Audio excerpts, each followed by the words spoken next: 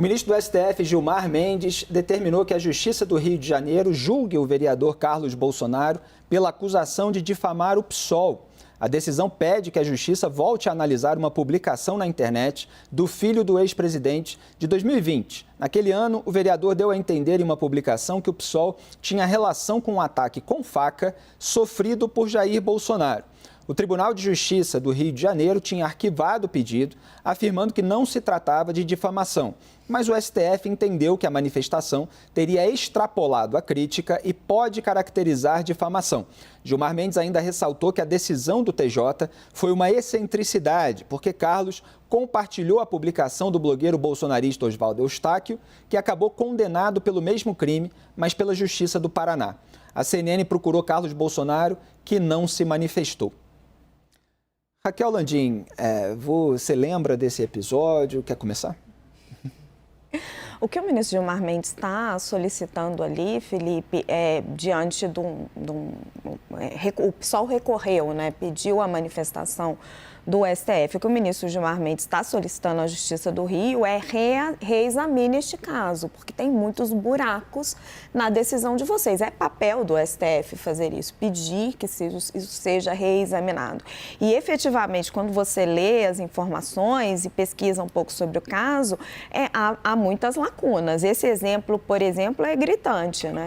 O blogueiro Oswaldo Eustáquio, ele é condenado pela Justiça do Paraná pelo mesmo fato, pelo mesmo compartilhamento da mesma notícia, tentando ligar a facada do Bolsonaro ao PSOL. E o Carlos Bolsonaro é absolvido pela Justiça do Rio pela mesma questão. Ele não faz sentido. Vamos só fazer uma contextualização de onde nasce esse burburinho. O Adélio Bispo, que esfaqueou Jair Bolsonaro, como todos nós vimos na eleição de 2018, ele havia sido filiado ao PSOL entre 2007 e 2014, quando pediu para deixar o partido. Daí, evidentemente, a você acusar o PSOL como partido de ter tramado ou de ter participado como cúmplice do Adélio Bispo naquele crime a que a gente assistiu, aí é um outro passo, evidentemente, sujeito a investigações, apurações desse tipo. Estou errado, Gisele? É exatamente isso. Eu ia aproveitar para complementar o que a Raquel disse. Então, as decisões, elas são submetidas a uma revisão justamente para que se garanta que a justiça seja feita. Então, para que haja um juízo de primeira instância e depois um tribunal, um colegiado de segunda instância que vá revisar provas e fatos daquela mesma situação, justamente para verificar se confirmam aquela decisão ou se não, se anulam. Há a possibilidade, inclusive, do Tribunal Superior, em caso de anulação da sentença, já fazer o novo julgamento. Ou, como nesse caso, anulo e devolvo o processo, então, para que ele tenha uma nova decisão. Então, novas provas podem ser produzidas, novas oitivas podem ser realizadas e, então, uma nova decisão. Pode ser que seja a mesma decisão anterior, mas essa decisão foi anulada, então é preciso que agora haja a retomada do processo para uma nova decisão. A difamação é um crime, assim como a injúria, que também requer um grau alto de interpretação e subjetividade. E aí, justamente, é que é necessária essa revisão, porque muitas vezes o que é difamação para o Felipe, para mim, pode ser um aborrecimento suportável. Difamação é ofensa à reputação. Então, é preciso que seja analisado com critério. Há sempre no Poder Judiciário a delimitação de critérios objetivos justamente para evitar esse caso que a Raquel disse. Como é que eu posso ter, sobre os mesmos fatos e com as mesmas provas, decisões completamente diferentes? Eu não tenho, nesse caso, uma distribuição de justiça, não tenho isonomia, eu tenho uma condenação e uma absolvição sobre o mesmo caso. Só fazer um complemento rápido, para o Carlos Bolsonaro, o crime de difamação, assim, dificilmente, me corrija se eu estiver errado, doutora, não dá cadeia. Mas como o Carlos Bolsonaro é um político, para ele pode ser muito complicado, porque ele pode ficar inelegível, caso ele seja declarado culpado neste caso. E, inclusive, pode ter o mandato cassado. Então, não é uma investigação simples para ele. Desculpa, sem dúvida nenhuma, para todo político ter uma condenação criminal é terrível. Ministro Cardoso, o então presidente Jair Bolsonaro trocou várias vezes ali o diretor-geral da Polícia Federal, isso foi foco de muitas polêmicas ao longo do governo dele, e tanto ele quanto sua militância sempre ficam perguntando quem mandou esfaquear Jair Bolsonaro, quem é o mandante daquele crime cometido ali diretamente pelo Adélio Bispo. Agora, nenhuma investigação conseguiu apontar que houvesse alguém, pelo contrário, o que foi concluído até aqui é que ele agiu sozinho, de modo que você vincular qualquer outra pessoa ou instituição ou partido àquele crime específico pode render um processo.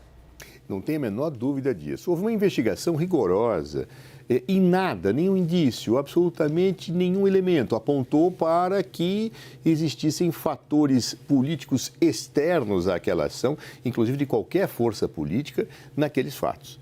Logo, diante daquilo que foi apurado, qualquer ilação, qualquer conjectura que seja feita a respeito, diante desses fatos, e seja verbalizada, seja divulgada, atinge efetivamente aquela honra das pessoas atingidas ou daquelas entidades atingidas. Eu não tenho a menor dúvida, no caso, em que pese possa haver sempre uma dimensão subjetiva de avaliação dos crimes contra a honra, que há uma dimensão objetiva. E, no caso, em dizer que um partido político foi responsável por aquilo, quando se sabe que não foi, insinuar, qualifica, a meu ver, realmente uma situação de difamação. Então, agiu bem sob esse aspecto o ministro Gilmar Mendes. Mas tem um outro aspecto que tem que ser considerado. As cortes superiores têm o dever de analisar os processos para dar sistematicidade, coerência jurídica aos elementos decisórios. Nem sempre isso acontece, isso é falho, é ruim, porque se tira a ideia de previsibilidade, se tira a ideia de harmonia decisória jurisdicional. No caso, a decisão do Tribunal de Justiça do Rio de Janeiro não foi bem, acabou não indo bem aquele órgão jurisdicional, não foi boa. Havia uma condenação pelos mesmos fatos, e aí, neste caso, por alguma razão, aquilo que está evidente deixa de ser evidente, a mesma lógica jurídica não se aplica. Não me parece correto. Eu acho que isso deve ser realmente reapreciado e andou muitíssimo bem o ministro Gilmar Mendes ao tomar a decisão que tomou. Quer complementar, Hélio? Olha, é assim, Felipe, eu acho que esses crimes, né, difamação, injúria e calúnia, eles têm que ter uma barra razoavelmente alta, senão você atrapalha o livre discurso, a livre discussão, né? Não é todo tipo de insinuação que deveria ser considerada crime, né? E aqui tem uma questão ainda adicional, é que ambas as partes, né, são políticos, onde tem que haver um debate vigoroso de ideias. Então, eu acho que no caso envolvendo políticos, tem que ter uma barra ainda mais alta. E levando em conta que, no caso, quem fez a insinuação original não foi o vereador, né? Foi um outro jornalista, né, que fez. E ele replicou. Então, eu acho que tem uma série de atenuantes que eu acho que não deveria ser considerado um crime, na minha opinião, porque senão você banaliza em demasia a questão da difamação e aí isso passa a ser algo que que as pessoas usam para oprimir, censurar previamente ideias que tem que ter livre circulação, ainda que seja uma insinuação. Eu acho que uma insinuação, desde que não passe de um certo limite, ela tem que fazer parte de um debate na sociedade. Não, peraí, Hélio. Me permite uma observação? Já, peraí. Aí você está indo um pouquinho longe demais, porque assim, o Carlos Bolsonaro, ele retuita, mas ele endossa, ele escreve ali uma série de coisas, estou até pegando aqui, e ele está fazendo uma acusação gravíssima contra um partido político. Ele está fazendo uma acusação de um crime que praticamente levou à morte de uma pessoa. Não é simplesmente um embate político duro. Não é disso que nós estamos falando. Tem discussão de ideias nisso, né? É a acusação de um crime. A barra, Hélio, tem que... Eu acho que não houve um crime, não, tá? Eu acho que o crime não existiu, mas... a facada não existiu? Claro que ela existiu. Não. Eu acho que a insinuação não é pertinente. A insinuação feita é, obviamente, impertinente, né? O deputado em questão já não era do PSOL, não tem nada a ver, está tudo errado, né? Mas não foi ele que fez a insinuação original, ele fez em questão de pergunta, inclusive. Tudo isso eu acho que é atenuante, né? Você vai condenar a um crime uma pessoa que faz esse tipo de coisa, Hélio, eu acho exagero. Olha, deixa eu fazer uma pontuação aqui. Eu observação. concordo com você, Hélio, que a barra tem que ser alta para um caso como esses. Agora, a gente pode botar essa barra quão alto a gente quiser. O Carlos Bolsonaro e outros políticos ligados a ele, ou atores como Oswaldo Eustáquio, eles cruzaram, eles violaram essa barra, e as barras mais altas que a gente pode imaginar. Por quê?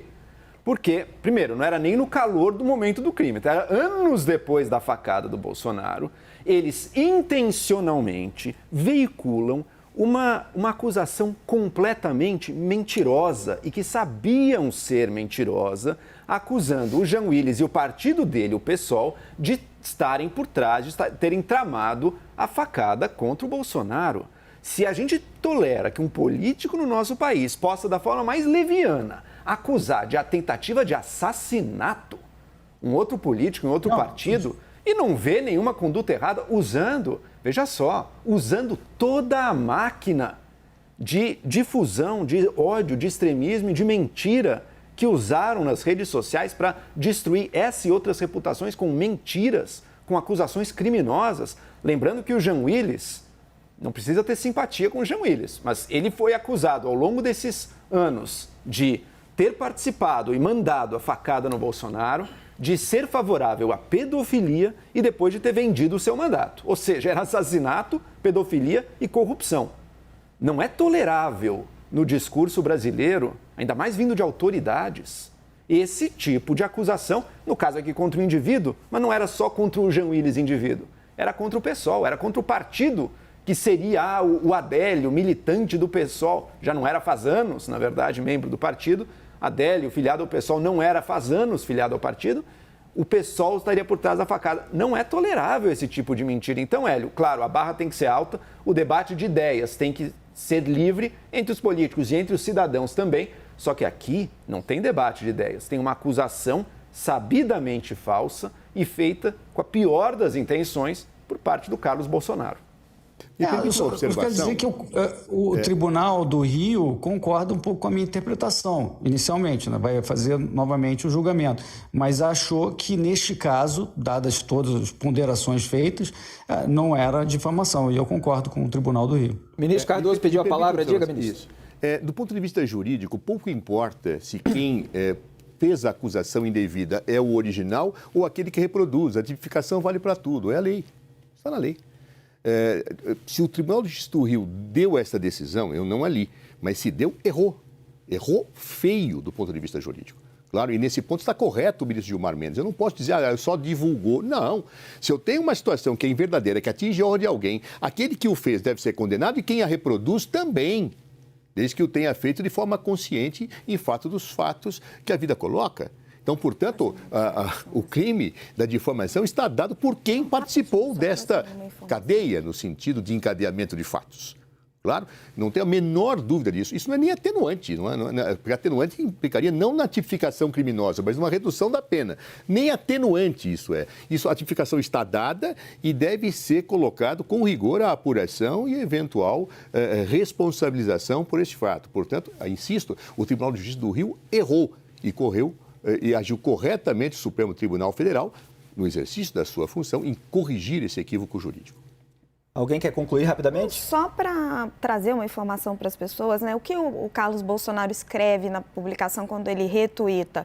Ele escreve: confere, precisa desenhar ainda tudo o que está acontecendo, o desespero bate, um palavrão, no PSOL, a linha auxiliar do PT. Para mim está muito claro. Acusação de assassinato, de um partido muito de assassinato. Claro.